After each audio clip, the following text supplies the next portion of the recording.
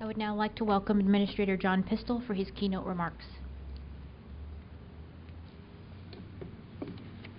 Well, good morning, everyone. And let me just start by thanking all those who helped put together that moving video. Just really good opportunity for us as an organization to stop, reflect, and give thanks for the service of those who have gone before us and for everybody who's continuing on a day-to-day basis for our core mission, what we're about. And it's so moving to see that, though. So thank you to those in public affairs and those who participated in that. And then to have the jets going overhead while that's going on, and as we stop and pause to reflect. So thank you all for being here this morning as we do just that. And of course, none of us needs to be reminded of the reasons why we do what we do. We know better than most, if not all, why we do the things we do, why we face the challenges that we do, and how we go about fulfilling our mission on a day-to-day and hour-to-hour basis to meet the security mandate that was given to us after the tragic events. Today we come together and pause, as we always do, to honor the memory of every innocent man, woman, and child senselessly killed 11 years ago today. Again, a beautiful Tuesday morning, just like it was in 2001. In addition to their lives, we must never forget the heroism and the bravery displayed by so many first responders, law enforcement officers, other extraordinary citizens who risked their own lives by running toward the tragedy so that others might survive. Today, there are memorials to mark those places where so many lives were taken, once ordinary places where our world was forever changed. And it all happened so quickly, but it seemed like that day would never end. And when it finally did end, and the sun came up on September 12th, we knew it was a day that would never be forgotten.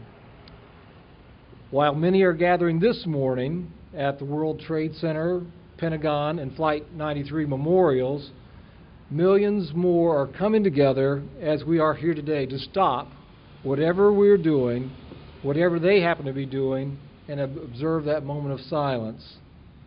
And as Deputy Administrator Helinski reminded us, our work, the work of securing all modes of transportation, began in earnest nearly 11 years ago as Congress passed TSA.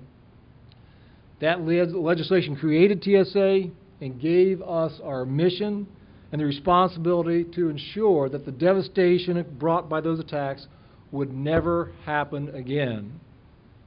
Throughout this year, TSA is marking the beginning of our second decade of service in many of the more than 450 airports in which we work. And our truest testament of our employees' dedication to the mission is the number of folks who have been with us since the stand-up. We came together from so many different walks of life. Some of us worked in law enforcement. Many proudly served our nation in uniform before joining TSA. And still others came from the private sector. Thousands of ordinary citizens driven to answer the calling of public service. For more than 10 years, the men and women of TSA have stood together, determined to make a difference, determined to strengthen transportation security for all who travel throughout this great nation of ours. Now, we've accomplished much in our first 10 years, and going forward, we know there's still much work to be done. Just last year, we began implementing important new initiatives that demonstrate movement toward a security model based on risk and informed by the latest intelligence. We have seen attempts in recent years to replicate the horror and destruction of the 9/11 attacks. And these attempts make it clear that threats today are as real as they have been, and the stakes could not be any higher. They've only succeeded in strengthening our resolve. In the aviation sector alone, we have more than 600 million reasons every year to ensure that the freedom to travel is protected, to ensure that the security of every flight for every passenger is taken care of every day. In addition, we're entrusted with the equally vital responsibility to ensure that commerce, the business of our nation, is conducted safely.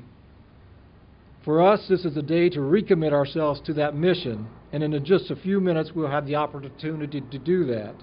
For us, the memories of 9/11 and the dedication that day implies are never far away, regardless of what the calendar may say. It is now my honor and privilege to introduce Grace Ridley, the Transportation Security Manager at John F. Kennedy International Airport. Grace is also a veteran of NYPD, a heroic first responder, and a mother who was on duty the morning of September 11, 2001. Prior to joining TSA in 2004, Grace proudly served the city of New York and NYPD for over 20 years. One of the reasons she chose a career in law enforcement was to help ensure the safety of her children, and her concern for the safety and security of others motivated her decision to join TSA. For 2 years, she has served as president of the NYPD Guardian Association and is a lifelong member of the International Association of Women Police. We are fortunate to have Grace among our ranks, so please join me in welcoming Grace Ridley to the podium. Thank you.